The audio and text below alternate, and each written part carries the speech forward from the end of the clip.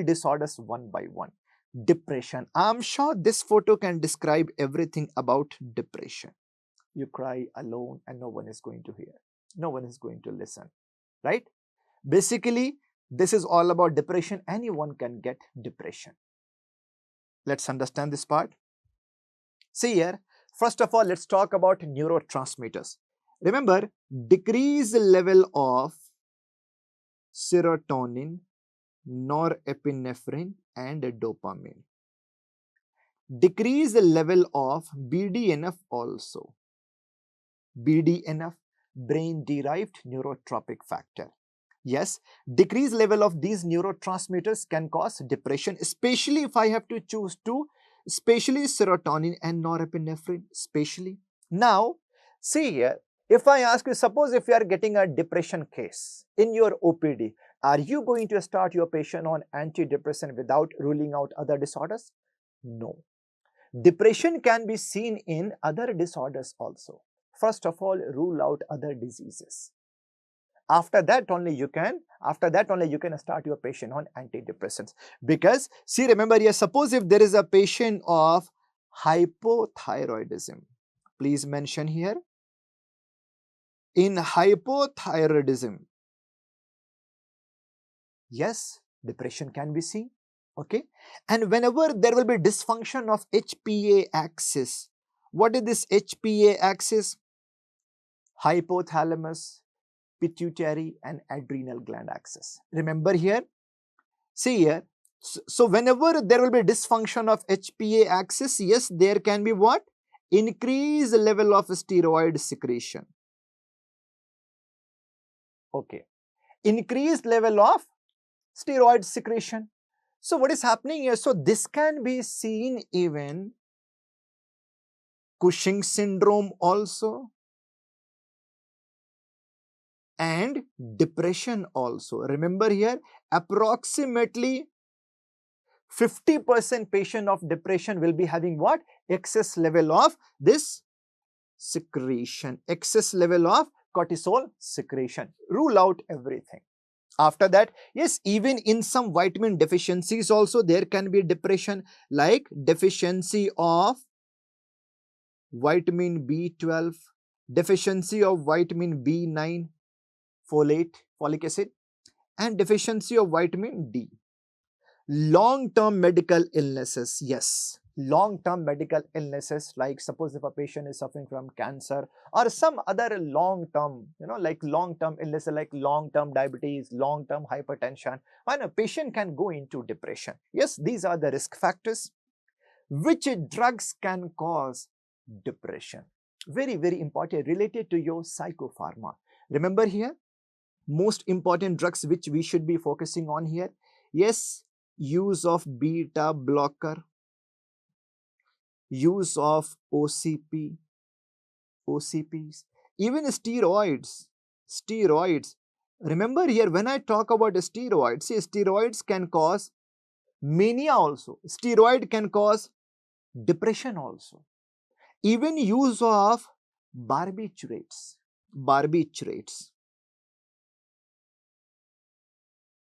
Use of all these medications can cause what?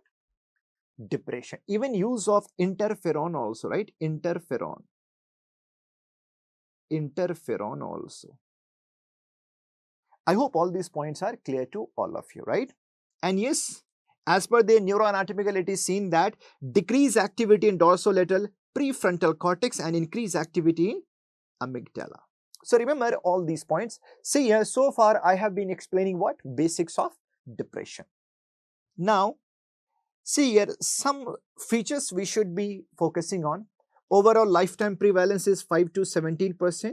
Remember, depression is more common among females, middle-aged females, right? Okay, higher risk obviously. See, remember, whenever there is loneliness is very, very high risk factor for causing depression. So yes, like among divorcee people, among separated people, when a person is alone, when a person is having so much solitary lifestyle, a person can go into depression. And remember here one point, that Depression is responsible for maximum daily. What is the meaning of maximum daily? Daily means what? Disability adjusted life years. What does it mean? What is the meaning of daily? What I'm saying here that depression is a psychiatric condition, and a psychiatric condition which can cause maximum daily. This is what? Depression. What is the meaning of daily? Disability adjusted life years. I am adjusting in my normal life because of my disability. Suppose if a person has got femur fracture, right? Femur fracture. Shaft of femur fracture. After that, he got operated. Now he is bedridden for 1 month. He is bedridden for 1 month. Do you think he has adjusted 1 month because of his disability? Yes. This is called as daily. So a person is wasting so many healthy days because of depression. So please remember that depression can cause maximum daily, most burdensome disorder, because this is having so much recurrence also, and like approximately 15% depression cases are resistant to treatment. Approximately 15% I am saying. So there is very high resistance. See here, there is what? High recurrence. This is most burdensome, and this is one of the most common causes for suicide also. See, suicide rate in depression is 10 to 15%. Now see this question. Which of the following is not a risk factor for attempting suicide? After reading all these 4 options, I'm sure you would have got a smile, right? And I don't remember if this question was asked in any PG exams. Just for the fun, I have added here. So obviously answer is what? Married man. Out of these 4 options, see, why do you think married man is always at the risk of suicide? But mentioning this question is an important thing here. Why? Because remember here, depression is one of the most important causes for suicide. And suicide, especially when we talk about India, in India, this is extremely prevalent. We have to understand about depression. We have to understand about suicide. What are the risk factors for depression? Those risk factors can be the cause for suicide, right? Do you understand here?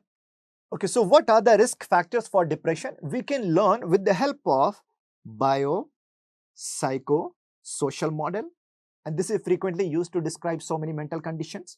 So what are the biological factors which can cause depression? Yes, family history. Yes. And there can be the genetic predisposition, especially related to serotonin. Yes, there can be genetic predisposition, genetic. Okay. Some other biological factors: decreased level of serotonin, norepinephrine, dopamine. Very easy to understand.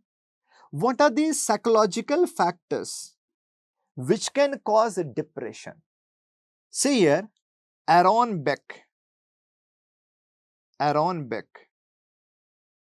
he gave a cognitive triad of depression, that if a person is having hopelessness, helplessness, worthlessness type of feeling, he is at the higher risk of depression. What I am saying is that hopelessness, no hope; helplessness, no one can help me; worthlessness, I'm the burden on the earth. Yes, psychological, right? Now psychological, maybe after death of some loved ones. Okay, social condition like loss of job, loss in a relation, so much social pressure, family pressure. Yes. So see here, all these can be the risk factors for development of depression. Remember here, apart from these also we can understand that, see here, whenever there will be loss in family, loss in business, loss in exam, long-term illnesses, yes, these are the risk factors for depression also, suicide also. Okay, now understand this part here, that you must have heard that some people in depression, they are eating a lot and some do not eat at all. Some people are sleeping a lot, some do not sleep at all. How there is the difference here? Remember here, different types of depression we are going to learn. Typical depression, atypical depression. But when I ask you, typically, what will be the features of depression? What do you think? A person will be sleeping a lot, or he will be sleeping very, very less? Less. He will be eating a lot, he will be eating very, very less? Very, very less. So, what are the typical symptoms? What are the symptoms? What are the features of typical depression? First of all, lack of mood. I can say sadness, right? Sadness. Yes, there can be anhedonia. What is the meaning of anhedonia? Inability to experience the pleasure in old activities. Patient will say, earlier I used to enjoy, now I do not enjoy. Anhedonia. Yes, there can be lack of sleep, insomnia, lack of food, anorexia. Anorexia. A person will not be having good food habit, right? So now you tell me, when a person is not sleeping, when he is not having proper diet, when he is not having good food, do you think there will be hyperactivity or less activity, less energy? Remember here, decrease in psychomotor action. So basically I can say what? Decrease in physical activities, right? See, decrease in motor function, right? Now, after seeing all these conditions, now you can easily understand that there will be what? Lack of energy, lack of attention, lack of concentration, lack of judgment power. Very easy to understand. Now you tell me, when I talk about typical depression, do you think people will be having good feeling or feeling of guilt? Obviously, feeling of guilt, no? Feeling of guilt is very commonly seen, no? Feeling of guilt. Feeling of guilt. I could not make good friends.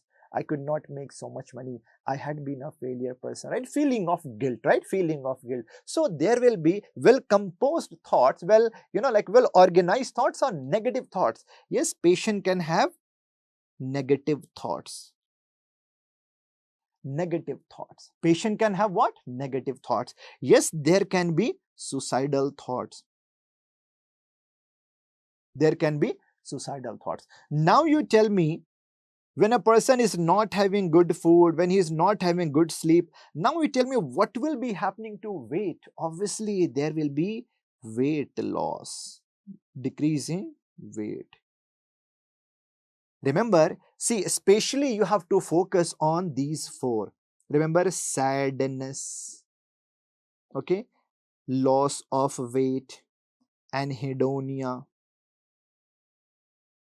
suicide, and a feeling of guilt. Out of these symptoms which I have mentioned here, remember, equal to or more than 5 symptoms, equal to or more than 5 symptoms for more than 2 weeks, for more than 2 weeks, for more than 2 weeks, or for more than 14 days, you can say what? He or she is 100% suffering from depression. These are typical depression symptoms, typical depression features. I hope all these points are clear to all of you. Now, there is a type of depression. What is happening there? Reversal of biological symptoms. What I am saying here, that reversal of biological symptoms. Reversal of biological symptoms.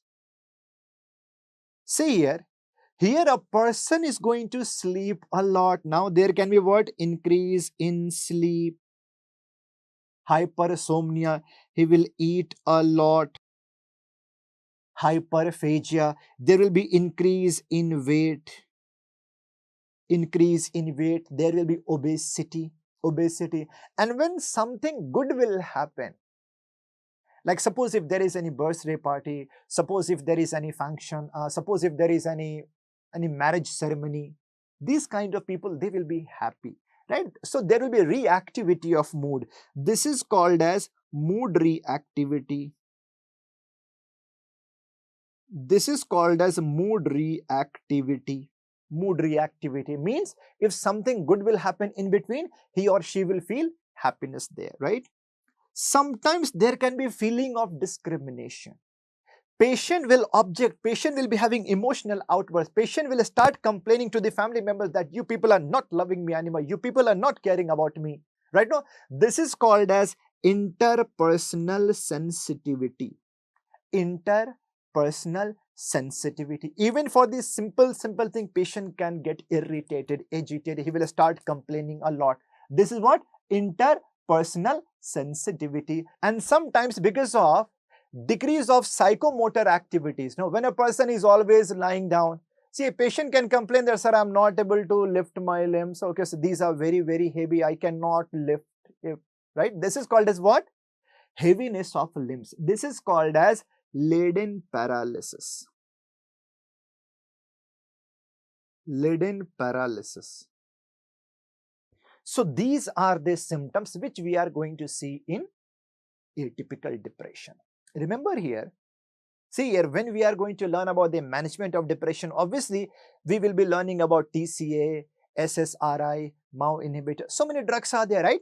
So remember, in atypical depression, TCA doesn't work. Here, best medicine which is going to help the patient a lot, that is MAO inhibitor, monoamine oxidase inhibitor, and next line is SSRI. But remember, no TCA is going to help here. And see, especially when I talk about the typical depression in some patients, especially among old patients, especially among old age, we can see melancholic features. Melancholic means what? Solitary person. Melancholic, this is an English word. What does it mean? Sad, silent and alone. In which age group this will be very, very much common? During old age, right? So, old age depression, melancholic especially, which is also called as involutional melancholia. Say here, there will be severe feeling of guilt. Severe feeling of guilt. See, you can say old person can have miserable feeling. Miserable feeling. Early morning awakening is classically seen. Early morning awakening. Early morning awakening. What does it mean? Patient will say that, sir, earlier I used to get up by 7 a.m. But now without alarm I am getting up by 5. This is early morning awakening. Classically seen here. Remember here, when depression is there, sleep problem will be there for sure. Okay, fine. Now see here, there is very high risk of suicide. I hope all these points are clear to all of you. Now you can easily differentiate typical depression and atypical depression. Typical depression means what? Yes, there will be sadness, insomnia, lack of food, anorexia, there will be weight loss, suicidal thoughts, negative thoughts, right? Lack of energy, lack of attention, lack of concentration. And atypical, reversal of biological symptoms like hypersomnia, hyperphagia, obesity, right? And some other symptoms of atypical depression, please remember here that, like interpersonal sensitivity, mood reactivity, and one more is what? Laden paralysis. Please remember all these points. Depression is very, very important topic for patients also and for exam also. Okay, so what are the physical signs of depression? See here, whenever you are going to see a depressed patient in your OPD, first of all, look at the forehead. See, like most of the depressed patient will be like this only every time, sad, sad, sad, and they will be having, like forehead. So what is happening here? See, because of this habit, sometimes, yes, there can be the contraction of muscles over forehead, especially near the glabella, above root of nose and upper part of eyelid. Because of the contraction of procerus muscle, what is happening here? See, there can be a sign like this. Look here. Okay, this one, this is called as what? Omega sign. Omega sign. And because of orbicularis oculi, upper part of the eyelid, this part here. Right now, this is called as Veraguth fold. Remember here, these can be your image-based questions also. Remember, above the root of nose, there can be omega sign, and a triangular fold near nasal corner, This is Veraguth fold, Very easy to understand. All right. And we can see psychotic symptoms in depression also. But do you think in all cases of depression we can see psychotic symptoms? Mild, moderate, severe, all? No, remember here, psychotic symptoms like delusion, hallucination, this can be seen in, especially in severe depression and sometimes in moderate depression. So what is the meaning of mild, moderate and severe depression? See, when I am saying mild depression, moderate depression and severe depression. Mild depression means what? Only symptoms are there. Only symptoms. Moderate depression means what? Symptoms of depression. With there will be a problem in sleep and diet. Sleep and food habit. Sleep and food habit. What is the meaning of severe depression? Along with the symptoms, yes, there will be the problem in food habit, sleep habit. Along with that, there will be a problem in functions also. There will be many dysfunctionalities also. Very easy to understand. Fine. So now we can understand, okay, severe depression, where there will be symptoms of depression, where there will be problem in sleep and food habits, and when there will be so many of dysfunctionalities also, right? So remember, in severe and moderate depression, we can see psychotic symptoms. Let's understand this part here. Now, what kind of delusion can we see here? Especially if I mention here, suppose if a person is having depression with a delusion of negation, nihilistic delusion, where a person is claiming of non-existence of something.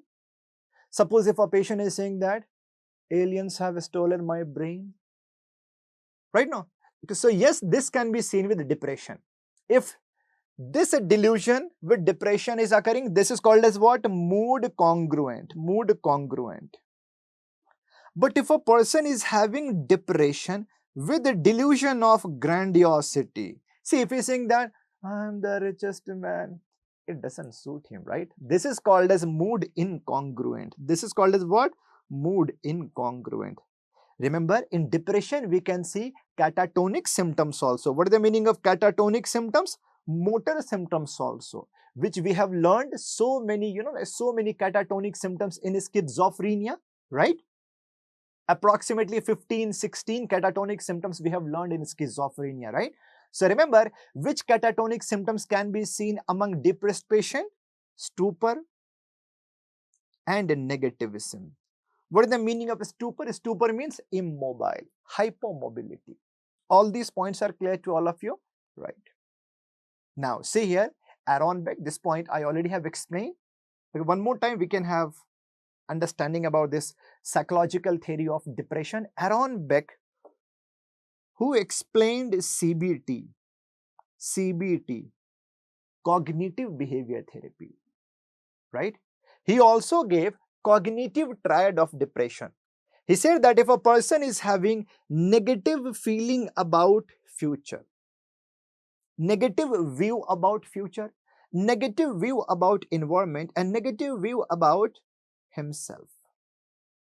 Basically, when a person is having feeling of hopelessness, helplessness, worthlessness, after failing in this exam, if a person is saying that I can never be able to pass any exam, no one can help me, I'm just a burden on the earth, right? If a person is saying all these statements, no, for sure, you can easily understand that he is suffering from depression. And now we are going to learn treatment modalities of depression. Earlier, TCA was the first line of drug. Earlier, so many TCA drugs are there, like amoxapine, imipramine, so many drugs are there, right? Earlier, TCA was the best, but remember here, TCA had so many side effects. TCA was blocking serotonin, norepinephrine. In this manner, this was increasing the level of serotonin and norepinephrine. Okay, fine. Suppose only this much was there. No, my patient would have been the happiest.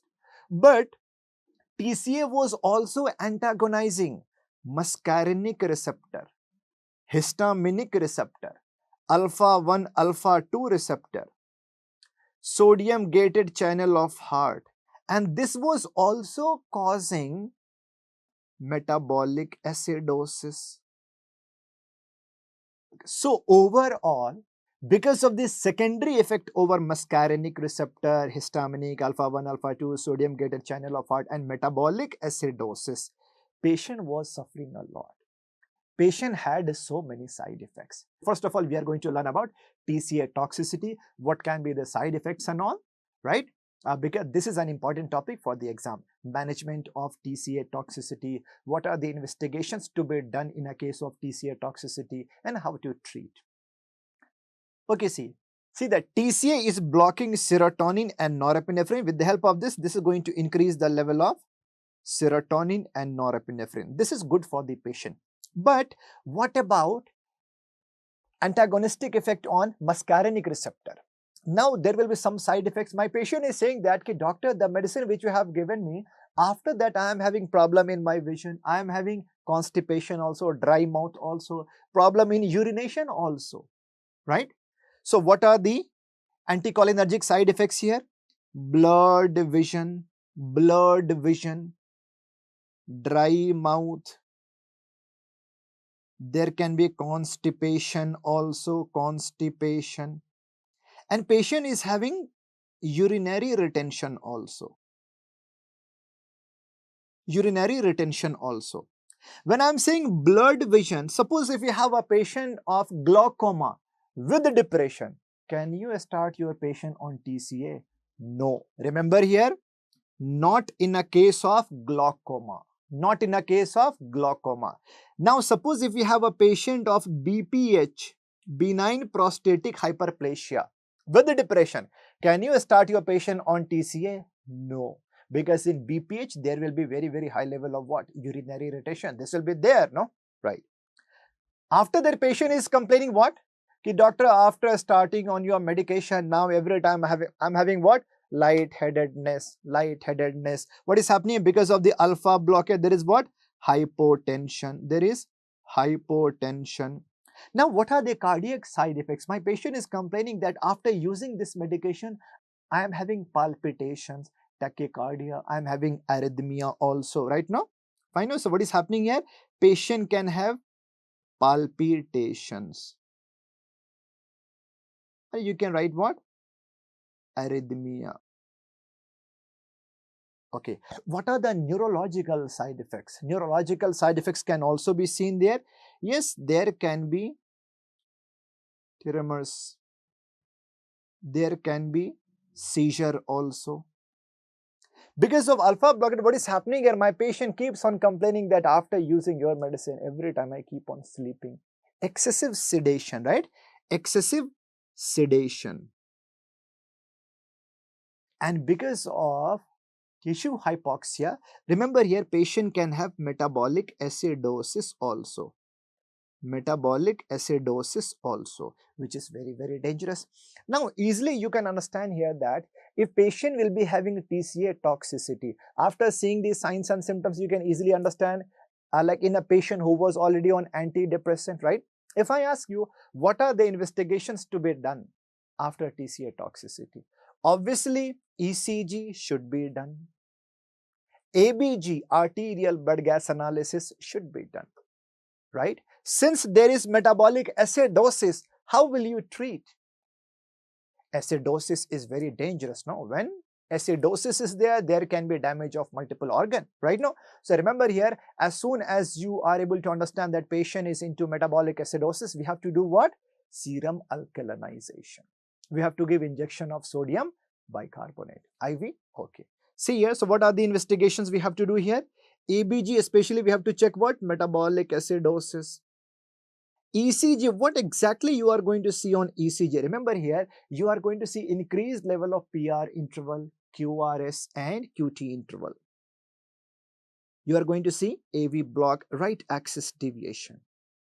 So remember here, so whenever there will be QRS interval of more than 100 millisecond, no, right? At that time, for sure, you have to do what? Serum alkalinization. How? You have to give IV sodium bicarbonate. Okay, fine. Suppose if there will be overdose, obviously gastric lavage should be performed. I hope you can understand the management of TCA toxicity. After seeing the secondary side effects of TCA, now I'm sure easily you could have understood that TCA should not be the first line of management for depression. Now, first line of management is SSRI, selective serotonin reuptake inhibitor. So many SSRIs are there like escitalopram, sertraline, fluoxetine, okay, paroxetine, and the dapaxetine.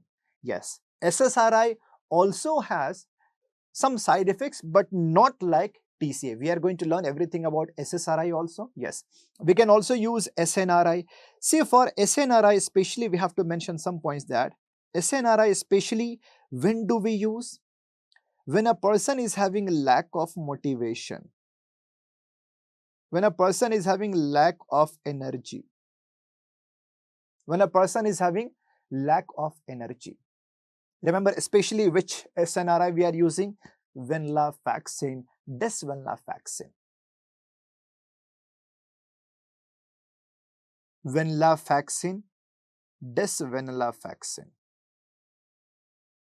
So actually so many SNRI are there, but especially we have to focus on venlafaxine, desvenlafaxine. But remember here, side effect of these two on long-term exposure can be hypertension, because SNRI, selective serotonin norepinephrine reuptake inhibitor, right? So because of the increased adrenergic tone, right now. So remember here, on a long-term use of SNRI, especially venlafaxine and desvenlafaxine, side effect can be hypertension.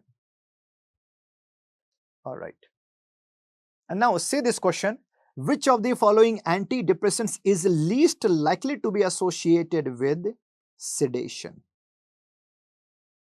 With the help of this question, we are going to understand which antidepressants can cause sedation and which will not be causing sedation. Remember here, most of the antidepressants can cause sedation. When I talk about TCA, mirtazapine, trazodone, yes, these are the drugs which can cause sedation. But especially when I talk about SSRI, SNRI, remember, they can cause what? Decrease in sleep. Decrease in sleep. Side effect of SSRI, you will be learning that vivid dreams or increased dreams. Remember, increased dreams. So here only we can understand that suppose if I have a patient with depression and insomnia together, then which antidepressant we should be choosing?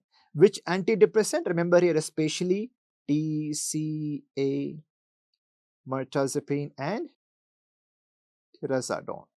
And if I have a patient who is having depression with hypersomnia, who is sleeping a lot, in this situation I can use what? SSRI or SNRI. When I talk about this medicine, say this antidepressant, very, very important. Recently, in one of the PG exams, they have asked, which antidepressant can cause priapism? Which antidepressant can cause priapism? Please mention here.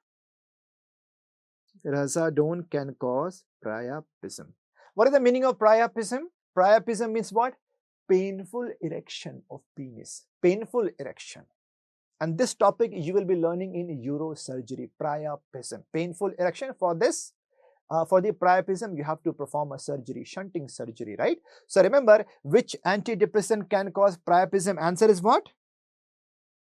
Trazodone. Important. Okay. Recently, this was the question, so we should mention here and please keep in mind. See this question. A 40-year-old female using antidepressant for last 5 months. She is complaining of weight gain. She is asking to change the medicine. Now, which medicine will be more preferred in her case? Remember, with the help of this question, we are going to understand which antidepressants can cause weight gain. Remember, when I talk about TCA, when I talk about SSRI, SNRI, and mirtazapine, remember here, all these drugs will be causing weight gain. All these drugs will be causing weight gain. Okay, so here we have to talk about bupropion. Remember here, bupropion is an antidepressant. This is what NDRI, noradrenergic dopamine reuptake inhibitor, and one SSRI, fluoxetine. Okay, they have least side effect as the weight gain. So safe drug will be what? Bupropion and fluoxetine. Remember here, with the help of this question only, we have learned some drugs which can cause weight gain. These drugs are what? TCA, SSRI, SNRI, and mirtazapine. Fine, no? So safe drugs which will not be causing weight gain, that will be what? Bupropion and especially fluoxetine. I hope you have learned something more about bupropion. Remember here, bupropion can be used in some other conditions also. Remember, bupropion can be used in ADHD also. Okay, atypical depression, yes, and this is also an anti-smoking drug.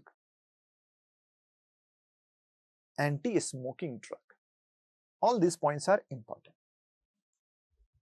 Okay, fine. Now we are going to talk about side effects of SSRI. SSRI do not have that much serious side effects like TCA, but yes, SSRI also has some side effects like short-lasting GI side effects, like there can be nausea and vomiting. See, there is a rare side effect of SSRI. Sometimes there can be GI bleed. Sometimes this is actually rare, but very important for your exam. Okay, SSRI can cause GI bleed. So whenever you are suspecting, no, there can be GI bleed, right? Then along with SSRI, please add PPI, proton pump inhibitor, like pantoprazole 40 milligram. That should be given in empty stomach, right? Remember, on long-term use of SSRI, there can be sexual dysfunction. Which type of sexual dysfunction? Please mention here. Delayed ejaculation. Delayed ejaculation. That's why SSRI is used in the treatment of premature ejaculation, because side effect of SSRI is what? Delayed ejaculation. Sometimes, remember here, sometimes because of SSRI, yes, there can be some CNS side effects also, like, you know, like there can be anxiety, there can be insomnia, sweating. And remember, especially related to your exam, because of SSRI, there can be vivid dreams, nightmares and all.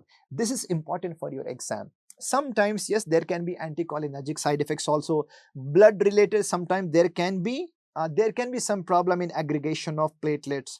Okay, weight gain. All these points we have to remember, we have to memorize, we have to take care of all these side effects, right? But remember here, SSRI, these days, this is the preferred drug for the treatment of depression. Treatment of depression. Remember, SSRI overall, this is like metronidazole of, you know, like psychiatric medications. Why? Because SSRI can be used at so many places in psychiatry, you know.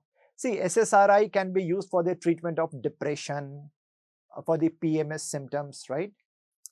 For eating disorder, sexual disorder, anxiety disorder, phobia, PTSD. In all these conditions, yes, SSRI can be used, right? Okay, see this question now. A patient is on treatment of depression complaining of painful coitus, or you can say sexual dysfunction. Which drug will you switch him on to address his problem?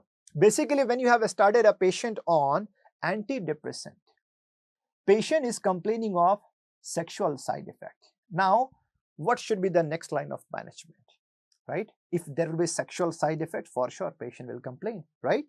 See all these options. When I talk about imipramine, venlafaxine, escitalopram, Imipramine is what? TCA. Venlafaxine is what? SNRI. And escitalopram, SSRI. Remember one physiology. Whenever there will be increased level of serotonin, whenever there will be increased level of serotonin, 5-HT, okay, serotonin, this can alter hormone also, neurotransmitter also. Serotonin can alter, it can affect dopamine, and this can affect testosterone also. This can affect testosterone also. I hope all of you remember this point, that dopamine is responsible for kick. Because of dopamine, there will be orgasm. Right now, there will be orgasm. So, whenever there will be excess level of serotonin, now dopamine level will be altered. Remember here, now there will be problem in achieving orgasm. Now there will be problem in achieving orgasm. Okay. Because of the testosterone, what will be the side effect? Now there can be decreased libido, lack of libido. Now there can be erectile dysfunction also. So what I am saying here, that in any medicine where level of serotonin will be increasing, yes, there can be sexual side effect. So see, in a case of imipramine, here also level of serotonin, norepinephrine will be increasing. So this is also wrong. Okay. Venlafaxine, SNRI, yes. Escitalopram, yes.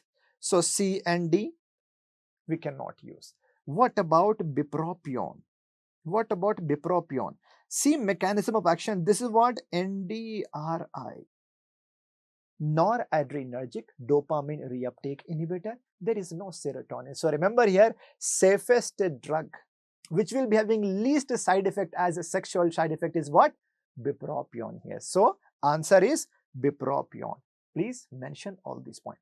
Okay, so which antidepressants are safe? Which antidepressants have very minimal or no sexual side effect? Especially you have to mention here bupropion, okay, mirtazapine,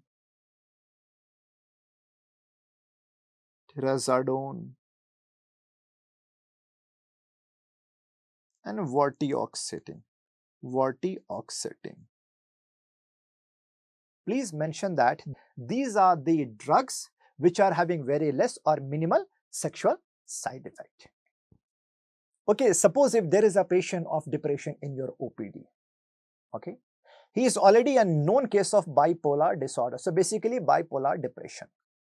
He is already on lithium. You did not take the history.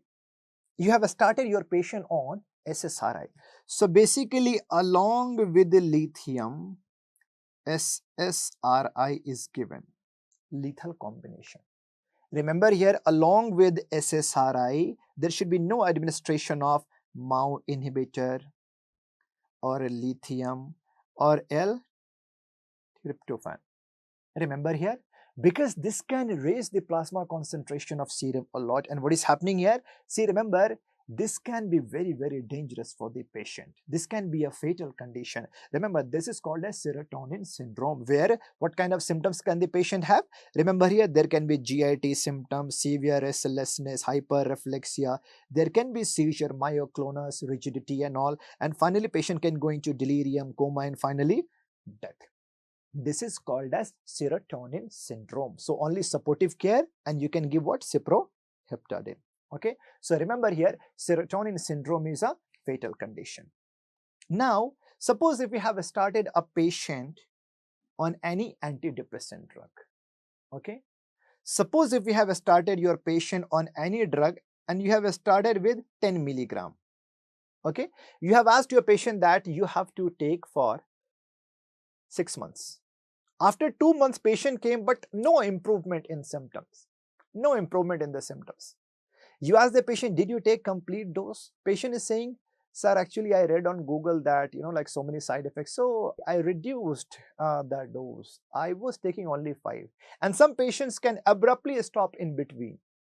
Sudden stoppage of any psychiatric medication. Remember here, this can cause discontinuation syndrome. Now patient can have some symptoms of discontinuation syndrome, like see there can be rhinorrhea, see there can be headache, there can be running nose like flu-like symptoms, there can be sleep problem, there can be agitation, anger issues, nausea, vomiting. Remember, sometimes there can be what? Vertigo-like feeling, right? There can be paresthesia, anxiety, irritation and all. This is called as what? Discontinuation syndrome. Remember here, for the discontinuation syndrome, most common drug which is associated is venlafaxine, which is SNRI. Even like paroxetine and the fluoxetine. Remember here, safest drug which will not be causing discontinuation syndrome is what? Fluoxetine followed by bupropion. How to help the patient? First of all, psychoeducation. Educate the patient that I am the doctor, Google is not. Okay, easy to understand. I know, don't be so rude. Like you have to speak in a humble manner, right? Okay, fine, be gentle with the patient. All right, so basically what is here? See here, psychoeducation to the patient is important. You have to make him understand the doses, the effects of the drugs. Like most of the drugs will start acting after 1 week, after 2 weeks, after 3 weeks. So in this manner you have to educate the patient. Okay, and now there is a new drug for resistant depression. When a patient was already on antidepressants for more than 2 years, he will be called as a case of resistant depression who was not responding to other antidepressant. Now there is a new drug, Esketamine. I'm sure you know this fact that esketamine, this is the enantiomer of ketamine, and ketamine is also called as what? Dissociative anesthesia.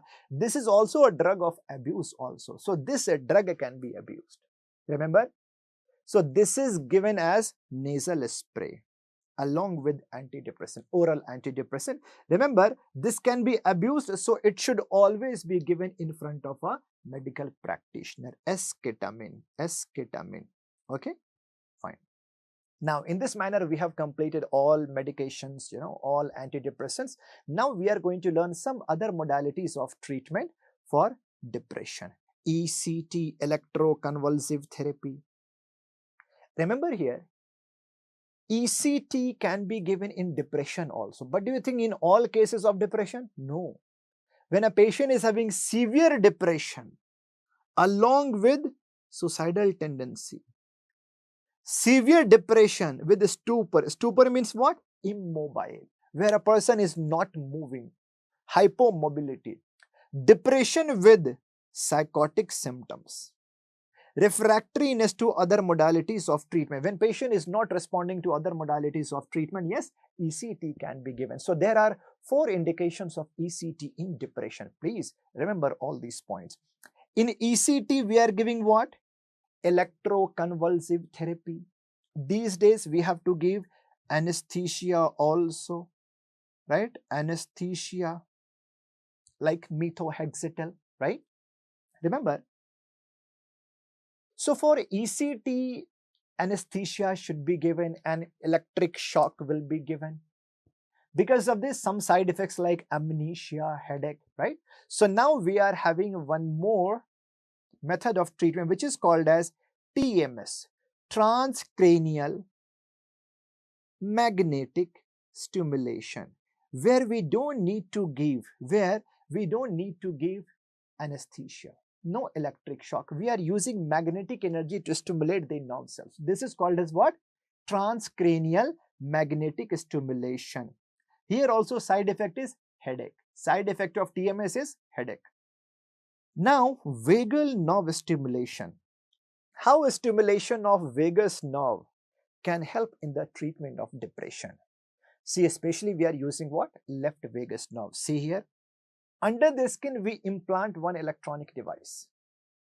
How it is going to help? How vagus nerve stimulation is going to help in the treatment of depression? Remember here, stimulation of vagus nerve is going to stimulate the areas of brain which can lead to seizure and affect mood. So remember, this is also important for your exam. Stimulation of which nerve can be supportive in the treatment of depression? It is vagus nerve.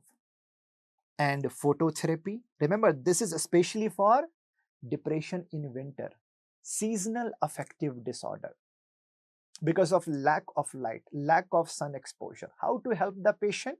Expose him to light right now. So how much? Remember here, 1500 to 10,000 lux for 1 to 2 hours before down each day, at least for a week.